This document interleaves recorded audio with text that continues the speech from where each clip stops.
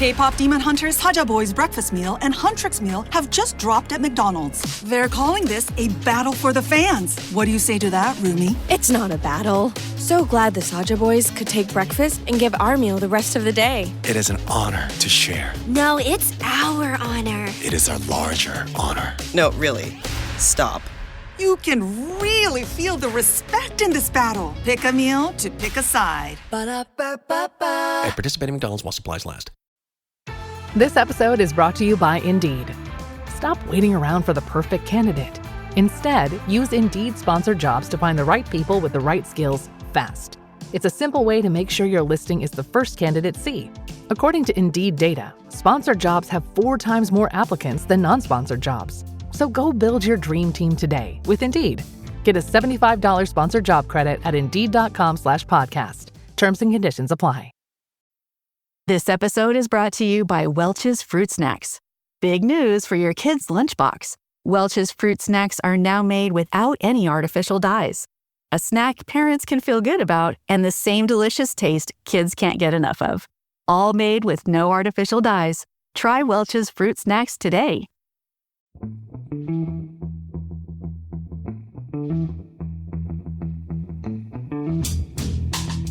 Hello and welcome to The Price of Football, the show that looks at the money behind the beautiful game, with me, Kevin Day, and Liverpool University's Kieran Maguire, who was so determined not to join in the countdown that he didn't even notice he was joining in the countdown, but silently and with his arms folded like a disapproving northern matriarch from some kind of 1950s comedy film. We're going to have to find a new, what do they call it, vehicle? No, platform to record on, Kieran, one where you get to do the countdown, because it's not right the country's leading football finance expert doesn't get to pleasure himself by going 3, 2, 1. Well, that doesn't make me that excited, to be fair. It's not far short, Kieran. True. Even as I said the words pleasure himself, I realised that was the wrong thing to do, even on. How are you, Kieran? How was your weekends? Bank holiday Monday, that's how professional we are, Kieran, that we're giving up repeats of, well, I haven't even checked what's on BBC One, but it'll be a repeat. But all is good apart from excruciating toothache. Oh no! Which you forget just how debilitating toothache can be. God, yeah. I'm not used to this, and under our brave new NHS, which I've not actually had a checkup. I go along. I think, they book me in every 6 months, and you just get somebody to scrape your teeth, and nobody to actually check them anymore. So it's an absolute mess. So no doubt I'm on the naughty step, because I can't resist a twirl, Kevin. It has to be said. I can't resist a twirl, and I'm probably having to go along to the emergency dentist and pay the price for it. So, what is this? Is it ice cream pain? Oh no, toothache? no! I think it's hole in the toothache. Oh, feels like it. Well, you know me and doctors, but I think you probably do have to get that looked at, don't you? Mm. Yeah, I can recommend one in Notting Hill. Comedy doctor, he's very good. Right. He'd open up for you, but by the time you got to Notting Hill and worked out your 12 different train tickets that it would take to get, it would take your mind off the pain working out your 12 different train tickets. True. Well, I'm sorry to hear that, Kieran. We'll keep this short then, because there's nothing worse than to. Well, actually, I'll take that back. Breaking 5 vertebrae is pretty. Yes, I was back. Yes, let's get out the world's smallest violin for me eating too many sweeties. I'm winning lots of top trumps games at the moment. It's fantastic. It is Questions Day, Kieran. It's also Bank Holiday Monday, as we said. We've just seen the end of Portsmouth versus Oxford United in a almost archetypal 6-pointer in the bid to stay in the Championship. Except that the owner of one of those teams, Kieran, is very worried that the financial structure of the Championship is such it may not exist even by the end of the season, let alone next season. Yes, Michael Eisner has come out with some comments. This was in an article on the BBC Sport website, to which I've also lobbed in a few, well, not grenades, but harsh facts. The clubs in the Championship are losing more money than ever before, with the exception of the COVID season. We have been highlighting these in recent weeks and months. And we've used this phrase, fans have become anaesthetised to the extent of the losses. And if a club loses £400,000 or £500,000 a week, it's greeted with, well, they shouldn't really do that, shrug, and how much can we spend in the summer transfer window? And it's as if the issue is a non-issue. But I had a conversation with somebody pretty high up in the world of football, and we went through quite a few numbers. Yeah, and the consensus was that half the clubs in the Championship, a fair number of the clubs in the rest of the EFL, and also, it has to be said, some of the clubs in the Premier League, if the owners effectively went on strike, if they said, right, we're going to fold our arms, this is not sustainable, it cannot continue, dozens of clubs would be out of business within 6 weeks because they couldn't afford to do the next 2 payrolls. Some of the clubs couldn't even afford to do the next payroll. I was dealing with a journalist a few days ago, and we were talking about there was one club that we were both a bit twitchy about.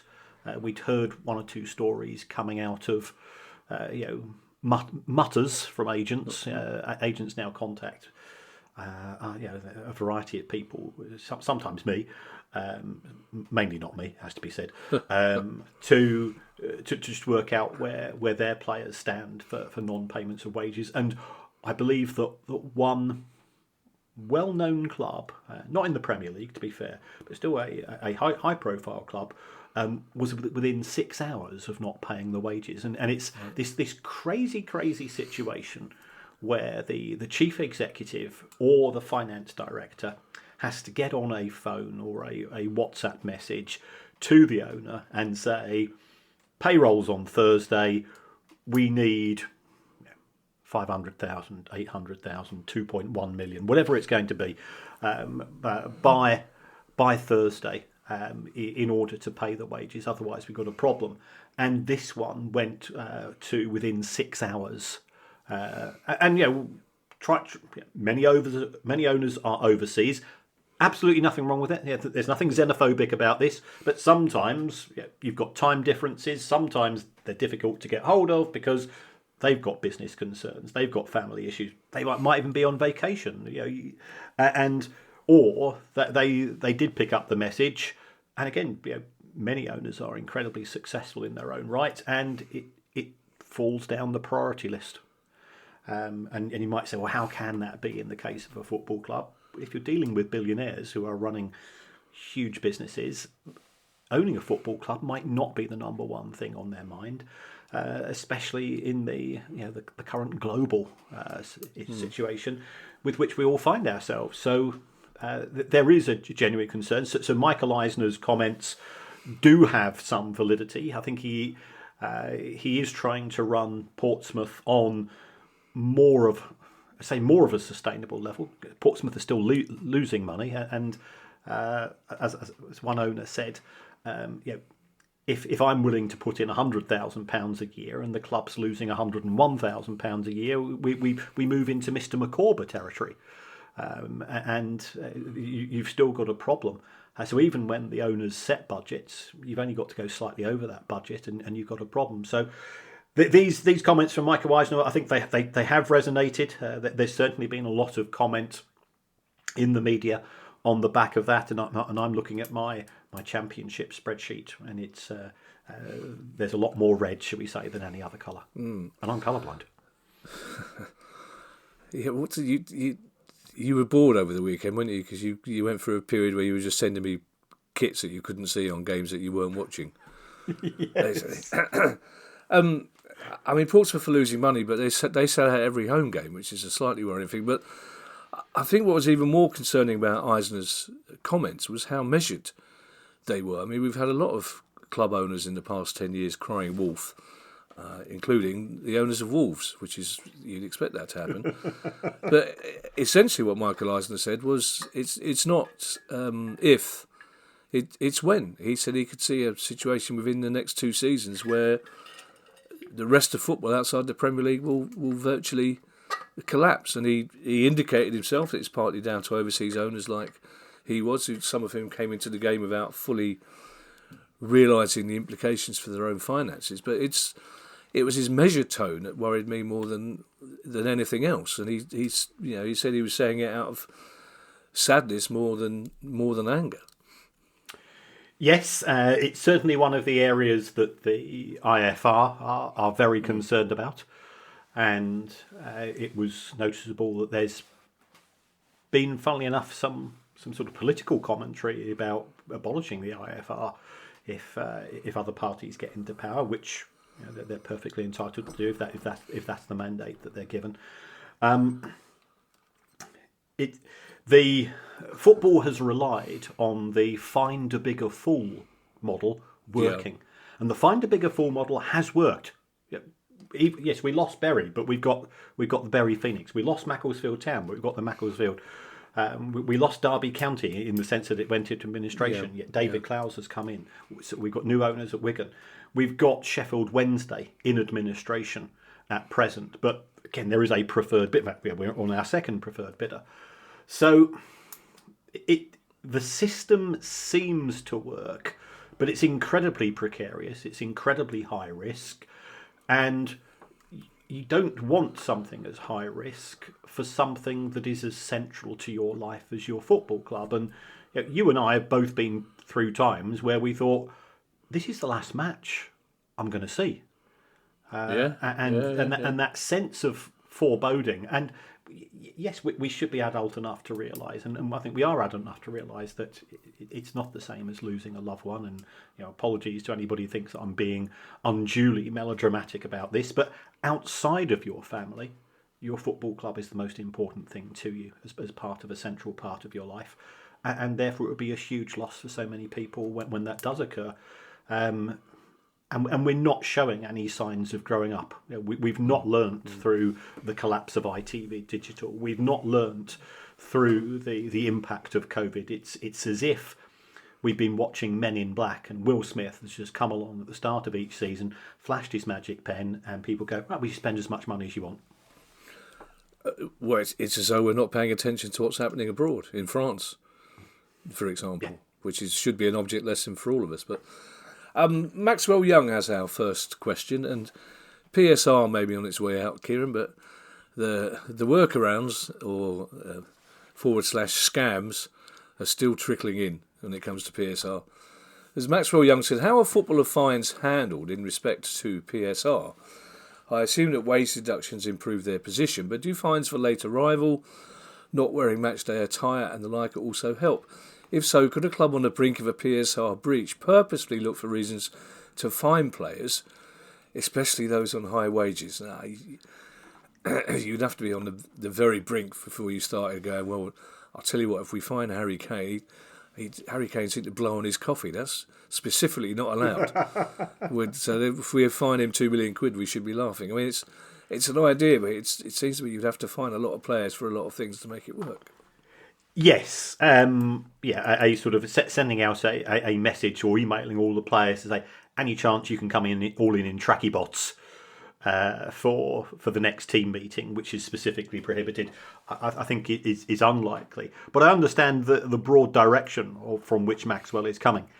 It has to be said, however, that PSR is based on the gross wage cost, and therefore it would not be impacted by fines because fines are effectively paid out of your net wages. So PSR is based on salary plus bonuses plus national insurance plus pension contributions, and that is not impacted by sort of the netto issues relating to fines and other deductions which would be imposed by a club. So even if a club decided to take a more draconian approach, and we've seen some pretty horrendous behaviour by some clubs towards players in terms of the way they are treated, it wouldn't, unfortunately, be the next cab on the rank when it comes to determining ways of circumventing PSR. I think Bristol City players might be in for a bit of a shock in the last few games of the season with Roy Hodgson taking over. There's going to be some agents getting phone calls saying, I've been fined for not using a fountain pen. Well, just have to suck it up it's only going to be for a few weeks, Terry, don't worry.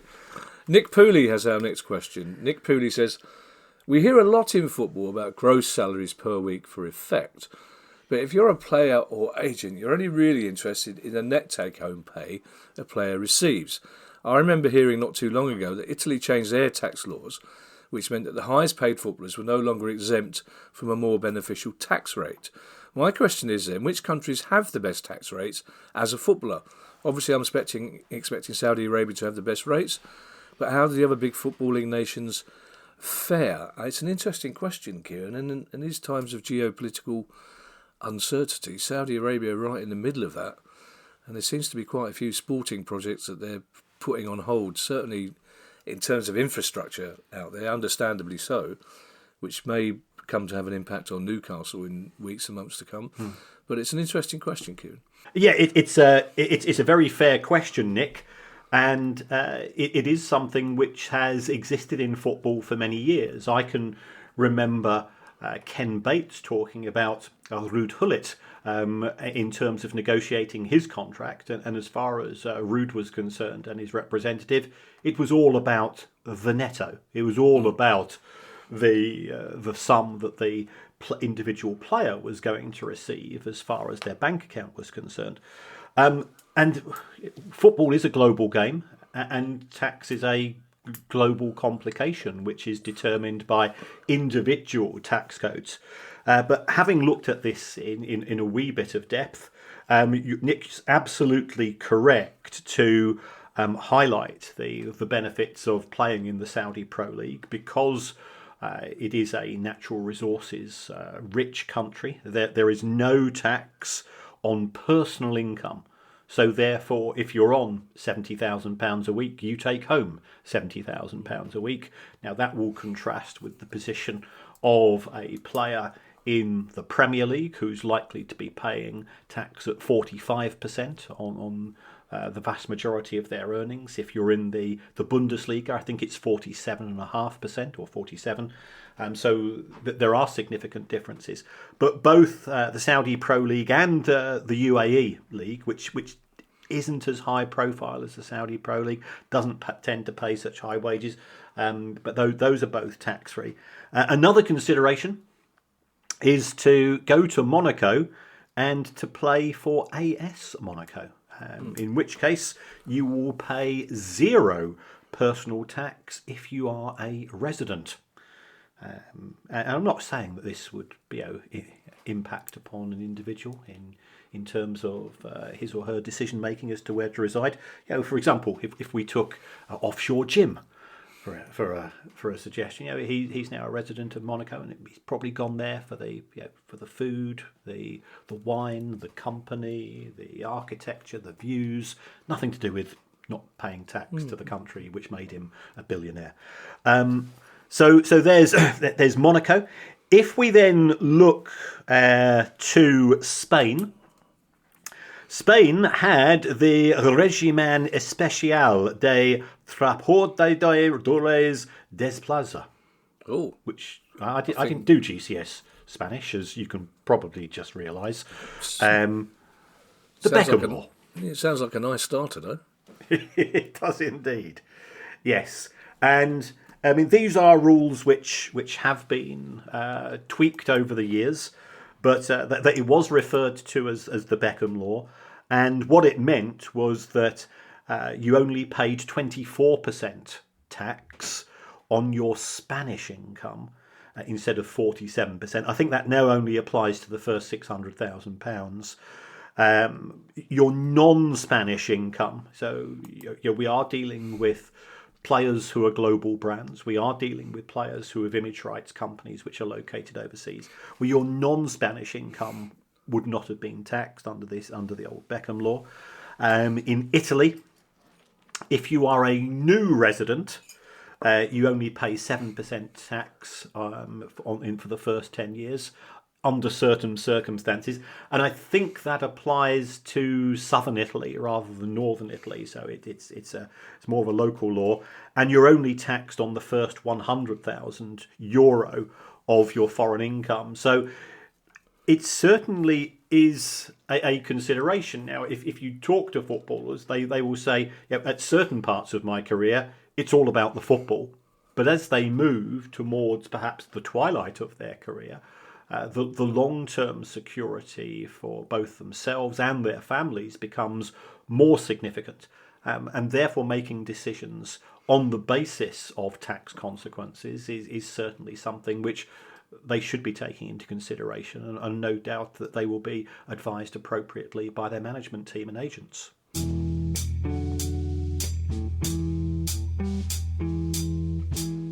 Starting or growing your own business can be intimidating and lonely at times.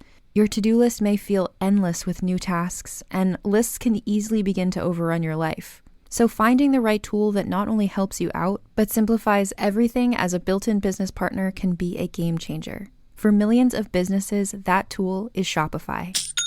Shopify is the commerce platform behind millions of businesses around the world and 10% of all e-commerce in the US. From household names like Gymshark, Rare Beauty, and Heinz, to brands just getting started. Shopify has hundreds of ready-to-use templates that can help you build a beautiful online store that matches your brand's style. And you can tackle all the important tasks in one place, from inventory to payments to analytics and more. No need to save multiple websites or try to figure out what platform is hosting the tool that you need. And if people haven't heard about your brand, you can get the word out like you have a marketing team behind you, with easy-to-run email and social media campaigns to reach customers wherever they're scrolling or strolling. Start your business today with the industry's best business partner, Shopify, and start hearing. Sign up for your $1 per month trial today at shopify.com/realm. Go to shopify.com/realm. That's shopify.com/realm. Chronic migraine, 15 or more headache days a month, each lasting 4 hours or more, can make me feel like a spectator in my own life. Botox, onabotulinum toxin A, prevents headaches in adults with chronic migraine. It's not for those with 14 or fewer headache days a month. It's the #1 prescribed branded chronic migraine preventive treatment. Prescription Botox is injected by your doctor. Effects of Botox may spread hours to weeks after injection, causing serious symptoms. Alert your doctor right away, as difficulty swallowing, speaking, breathing, eye problems, or muscle weakness can be signs of a life-threatening condition. Patients with these conditions before injection are at highest risk. Side effects may include allergic reactions, neck and injection site pain, fatigue, and headache. Allergic reactions can include rash, welts, asthma symptoms, and dizziness. Don't receive Botox if there's a skin infection. Tell your doctor your medical history, muscle or nerve conditions, including ALS, Lou Gehrig's disease, myasthenia gravis, or Lambert-Eaton syndrome, and medications, including botulinum toxins, as these may increase the risk of serious side effects. Why wait? Ask your doctor, visit BotoxChronicMigraine.com, or call 1-800-44-BOTOX to learn more.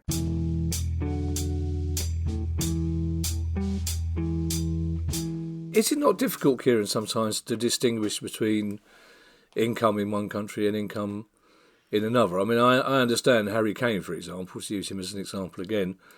Obviously the wages he gets paid by Munich are a local income, but if he were to do a KFC advert, for example, that was only shown in Britain, that would count as overseas earnings, presumably, would it? Or if you're in Spain with his Beckham, because otherwise it seems to me that if you're a player of that high level, it's pretty difficult to distinguish where your money is coming from, because it's coming globally, isn't it? Really.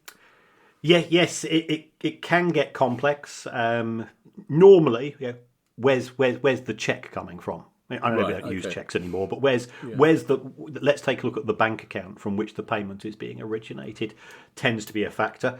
Yes, for anybody that follows Harry Kane's personal tax issues, and like many people, I'm on Companies House looking at his company or his companies that he runs. They would be, as far as the German tax authorities are concerned, they would be based overseas, and therefore they'll go into his international income. And then you come into the realms of resident versus ordinary resident versus domiciled, and here, hand over to the professionals. It's a long time since I taught tax. I used to really enjoy it as a subject because it was always sort of challenging, keeping technically up to date. But what you saw is year on year on year, and this is perfectly described by my hands, which are completely invisible to everybody listening to this on audio, the tax statute books got larger and larger, and it became more of a concern from a teaching point of view to keep up to date. So I dropped it in favour of football finance amongst any other things. Thank God you did, Kieran, because otherwise we wouldn't be here now talking about the possibility of moving to Monaco. I might be able to afford to move to Monaco had I specialised in tax for a larger period of my life. And if those people in Monaco are constantly chasing us to relocate out there, Kieran, to do the pod there, yes. I think we're ready to move that discussion on a bit. I had an email from my accountant on Thursday, which about changing my VAT quarter to make tax digital. I did what most people did and decided I wasn't well enough to deal with it until after the bank holiday, basically. So I'll revisit that tomorrow. I'm sure it wasn't asking me for money, so that was fine. Just in terms of the Saudi Arabia issue, then, Kieran. So if you're not paying any tax at all there, does that mean pretty much that if you play in Saudi Arabia, you stay in Saudi Arabia? Because a 27, 28-year-old who goes out to Saudi Arabia, and who could blame them, to make a lot of money, it's going to find it very, very difficult to get a club back in Europe who's going to pay them the sort of money that is taxable that still equates to what they've been earning in Saudi, isn't it? It is a consideration, but it is not the only consideration. And I think here I'd always use the example of Jordan Henderson, who went to play in the Saudi Pro League and then left to go to play for Ajax. Again, he was sort of at that stage of his career where creating a maximisation of his wealth is clearly a critical part of his career going forwards. But what are you going to do when you're there? What happens if the family don't settle? And there's only so much you can do with money. Arsene Wenger used to always say, you can only drive one car at a time. You can only live in one house at a time. So it's all very well trying to follow the revenue and the wealth maximisation strategy, but you put that alongside personal happiness and contentment, and there's an awful lot of very, very wealthy people who are not very happy, very, very wealthy people. One advantage, but as I always say to people, what are the things that we argue? What are the things which keep us awake more often than anything else? And it tends to be health, family, and money. And if you're very wealthy, you only got 2 out of the 3 to worry about. Yeah, I'm sure Jordan Henderson is a lovely young man, but the fuck he's doing in the England squad is beyond me. Just as a non-financial aside there, Kieran, I just had to get that off my chest. It's like this cough I've had, I just had to get that off my... Also, FA, perhaps could have waited 2 games before you gave Thomas Tuchel a 2-year extension to his contract. Whoa. Any vague confidence I had that we might be doing well in the World Cup was just get Welbeck in there. Simon Stewart has our next question, Kieran. Simon Stewart says, I was looking through Liverpool's accounts from last year. That's your fault, Kieran, that is. Yeah, I do feel reason bad about this. People just casually browsing through club accounts.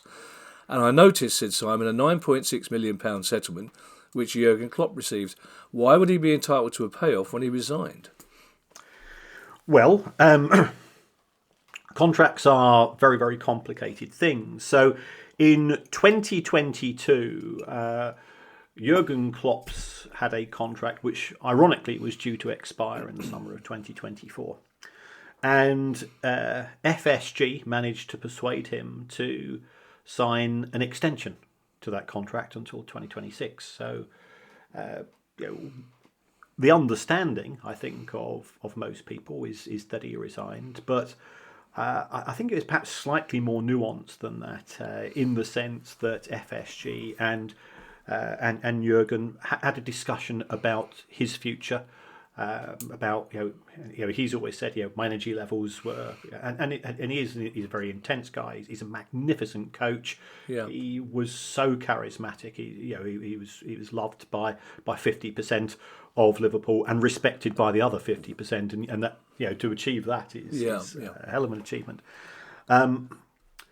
But if we take a look at that 9.6 million, some of that will be payments to his support staff, the likes of Pep Langers and so on. So there were 3 or 4 people who contractually Liverpool were obliged to keep on until 2026.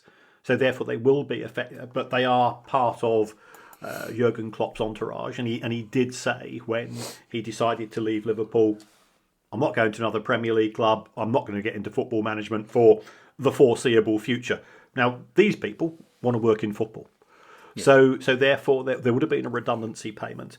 There will have been some loose ends as far as Jurgen Klopp's contract is concerned. There would have been bonuses, which would have kicked in because he was still there after 2 years and so on. And those loose, and also just from the point of view of tying up the knots and crossing the T's and dotting the I's, it's actually easier to agree to a settlement on a particular date than to have a bit of haggling take place. So therefore Liverpool just said, this is the total amount of payment, which on the face of it does appear to be an inconsistency. If somebody resigns and gets a payoff, but you might find actually that he was contractually entitled to certain items for Liverpool qualifying for competitions and so on. Our next question, Kieran, comes from Ed Jones. And it's something I don't think we've discussed before. It seems like a very interesting subject, I have to say.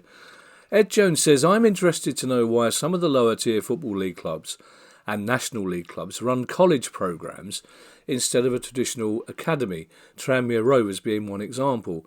How much are these college programmes worth to the clubs? Do they make money from running these programmes?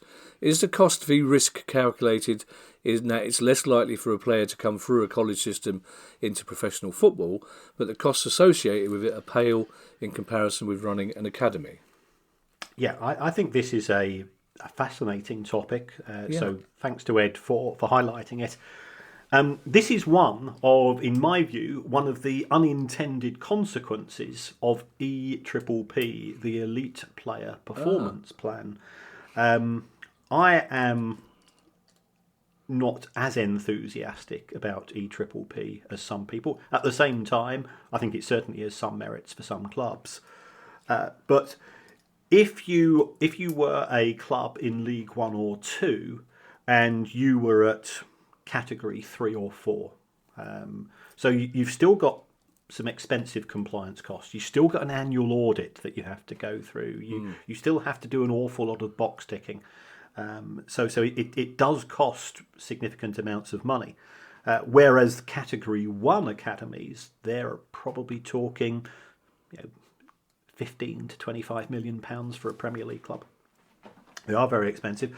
But if you have a Category 4 or Category 3 academy, and you've got a really promising 13 or 14-year-old who has been with your academy for 3 or 4 years, there is a fixed compensation scheme. So that player goes off and is snatched by a Premier League club, and what you'll be given as far as compensation is concerned, well, you're all in the EPPP together, you'll get X tens of thousands, or you might get a couple of 100,000.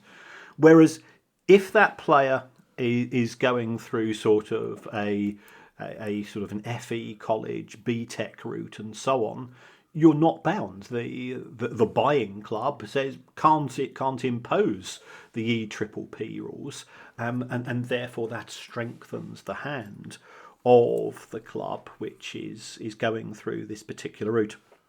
So that's one consideration. The other consideration is the attractiveness of the alternative.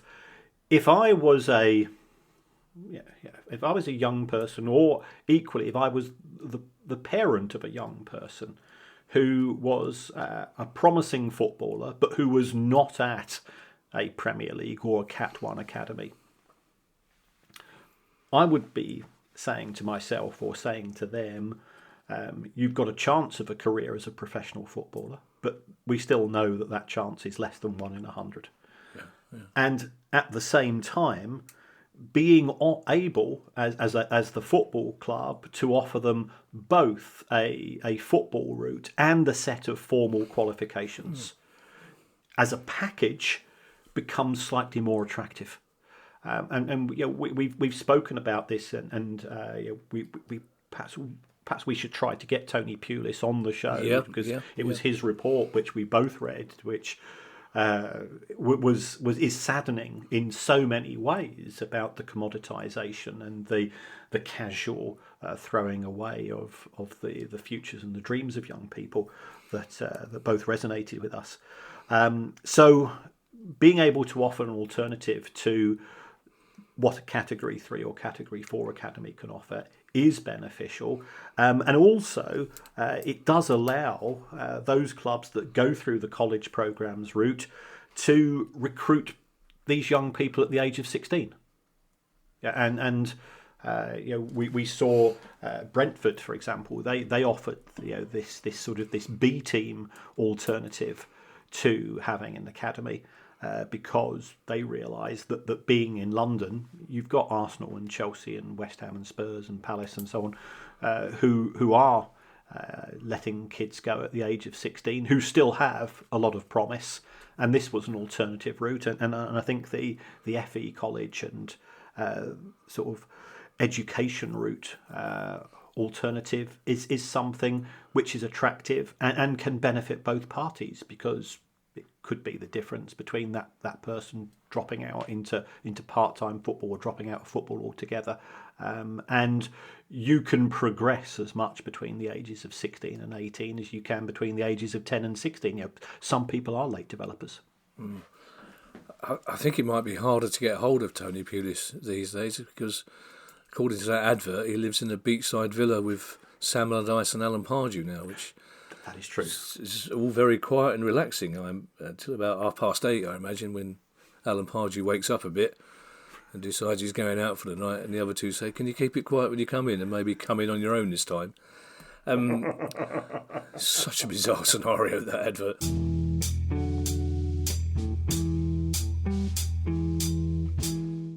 Trading at Schwab is now powered by Ameritrade, bringing you an expanding library of education with even more ways to sharpen your trading skills. Access new online courses, insightful webcasts, articles, engaging videos, and more, all curated just for traders.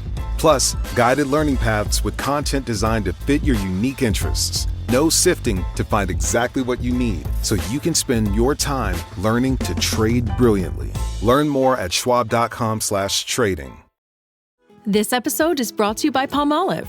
Family time isn't just the big moments, it's weeknight dinners, sitting around the table, everyone talking all at once. So when the plates are empty and the sink is full, use Palmolive Ultra. Palmolive's most powerful formula removes up to 99.9% of grease, leaving your dishes sparkling clean. And the new convenient pump makes cleaning even easier, so you can spend less time tackling dishes and more time together. Shop now at palmolive.com.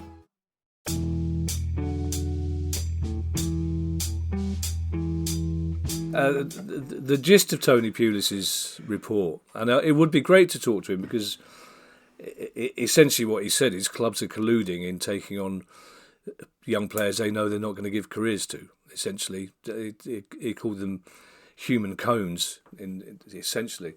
But I just wonder, Kieran, I would be really interested to hear from people out there, or people from clubs, about these college programs, because it does seem to me that maybe the academic side of the education is more upfront than it would be at a Cat 1, Cat 2 academy. I know Cat 1, Cat 2 academies, there's very strict criteria about the academic side of the education as well, and quite rightly so. But it just occurs to me that perhaps if you're being trained at a college, the college might take that attitude a bit more seriously. So I'd be interested to hear from someone involved. Finley sounds a long way away there.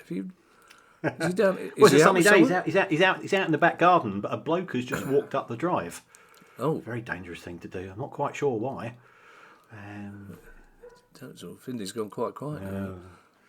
We were quite fortunate because my two granddaughters are here at present, and one of them was celebrating a visit to the small room by singing I've done a poo, I've done a poo, I've done a poo, just before we recorded the show, which, we're very professional. We'd have had to edit that out. Would we? We'd probably joined in, actually. Yeah, 2 out of 3 people in this would have voted not vote it out. One out of the producer guy probably would have had it out straight. But what a brilliant thing to be that age where you can just run around celebrating and having a poo. Yes. God, love her. Never stop a kid doing that, Kieran. It's no. I absolutely. Well, I imagine Finley does. I mean, we just don't understand dog language, but I think yes. I mean, Finley, not only does he have a poo, but he gets some mug to pick it up for him as well, which is yes. There's something wrong with this world, isn't it, Kieran? When we're following the dogs around, putting in this. It shouldn't be happening. Mark Strong has our final question, Kieran. Mark Strong says, the main football problem, as I see it, is the money paid to agents and players. So put simply, why not have some sort of wage cap like in the NFL to go alongside PSR, and perhaps that might level the playing field, or am I deluding myself? No, you're not deluding yourself, Mark.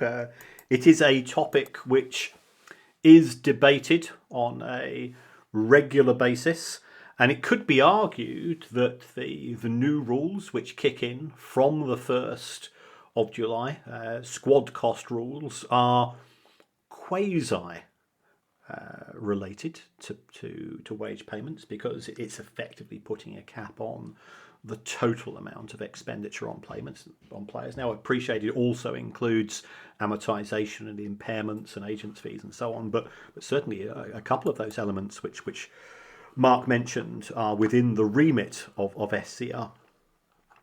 The reason why we don't have one, and for people unfamiliar with the NFL, for 2026 there is a $301 million wage cap. You might be saying, well, that's less than Liverpool pay and Manchester United pay and Manchester City. That would be quite a low cap by comparison to the Big Six. But the wage cap in the United States is different. First of all, it's effectively paid over 18 weeks rather than 52 because of the way that the NFL system works. And as well as having a wage cap, there is a wage collar. Because the NFL is a closed league with no relegation, what you don't want is some club owner, some franchise owner saying, well, I think you have a roster, don't you, of 53 players in the NFL. Why don't I just go and recruit 53 bums off the streets of Chicago or Boston, wherever it's going to be, pay them $30,000 each. Total wage cost there, $1.6 million. And I just go and bank all of the rest of the money. I make an absolute fortune. And because it's a closed league, you spend you get 0 victories for a couple of seasons, and you make an absolute fortune into the process. So over a rolling 3-year period, I think it works out as a collar of around about 90%. So you have to invest in player wages compared to the cap.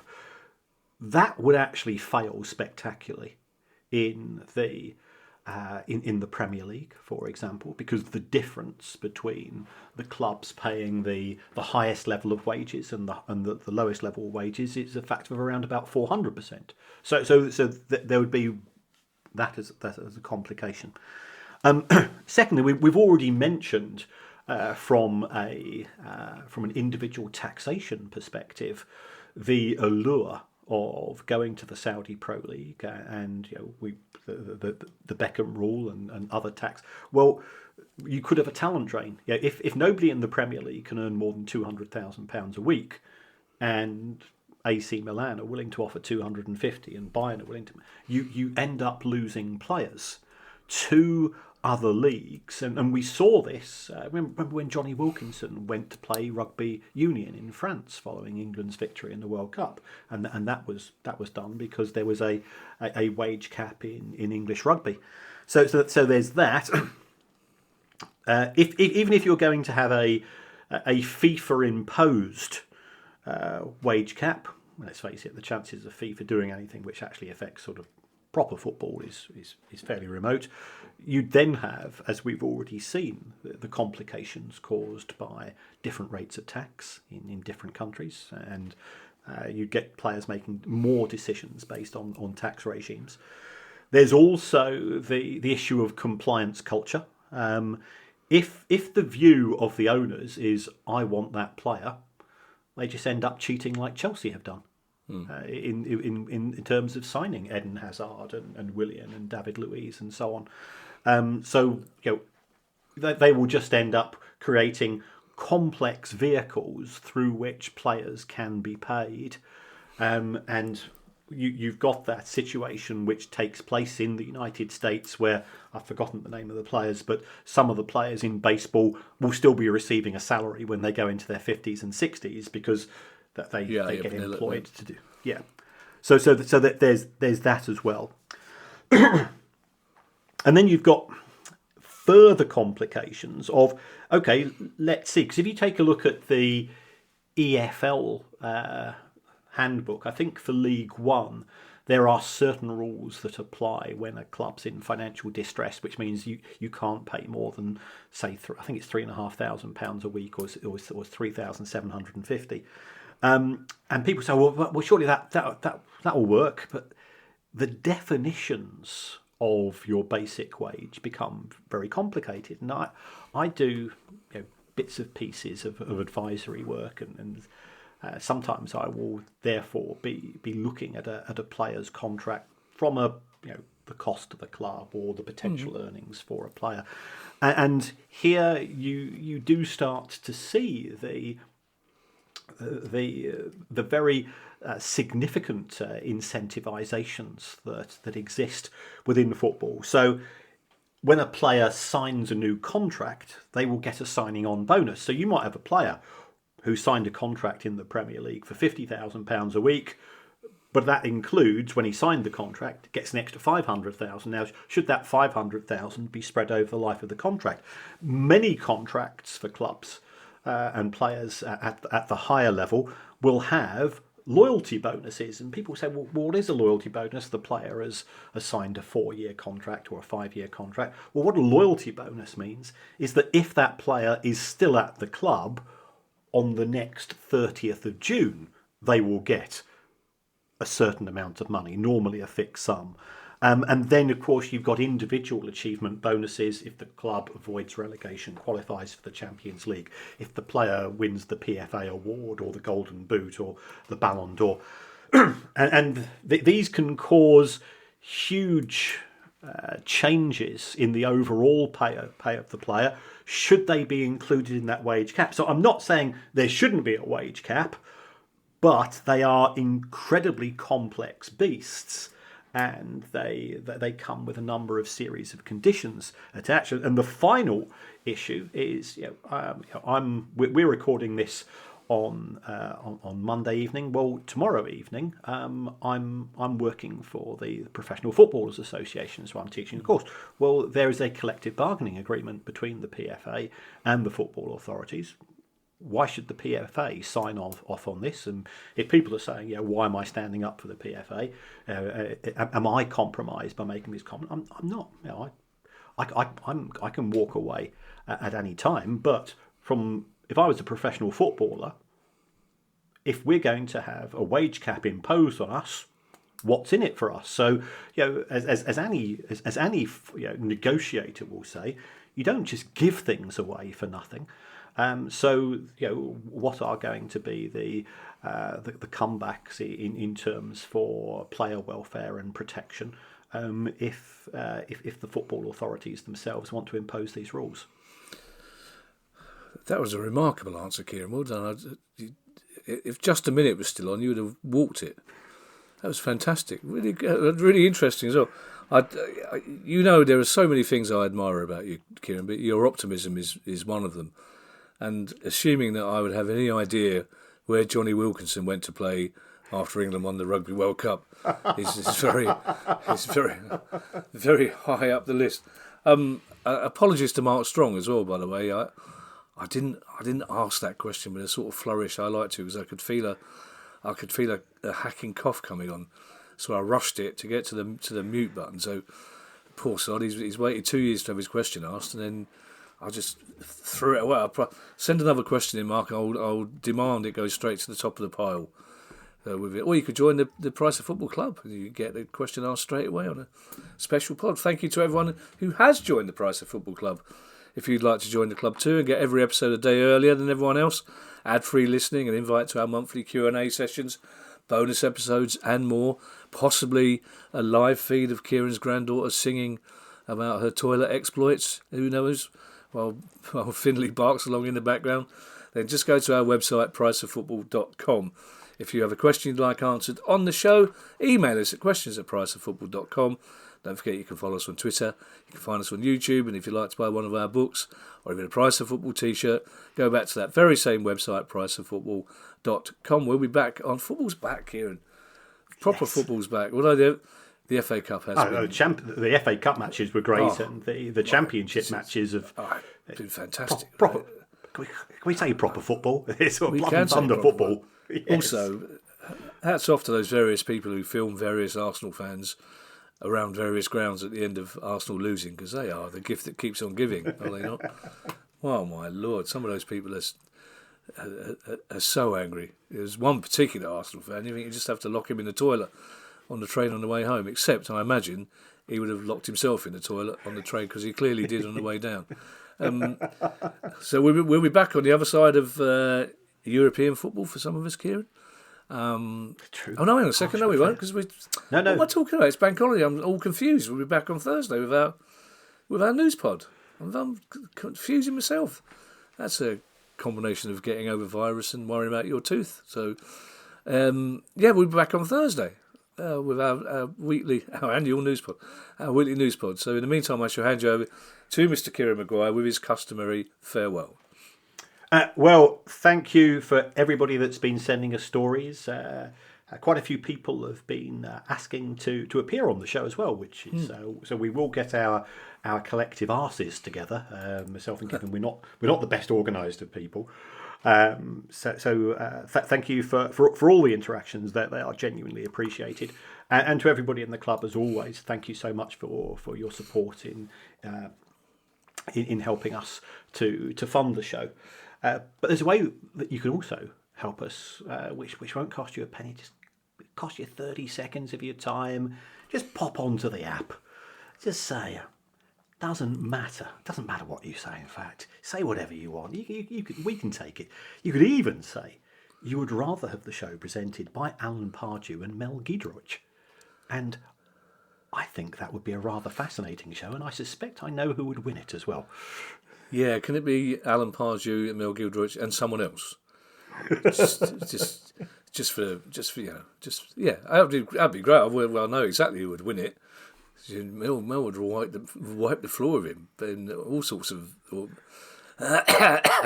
I'm coughing myself out of that corner, Kieran, and onto a more secure footing. Bye, everybody. Bye. The Price of Football.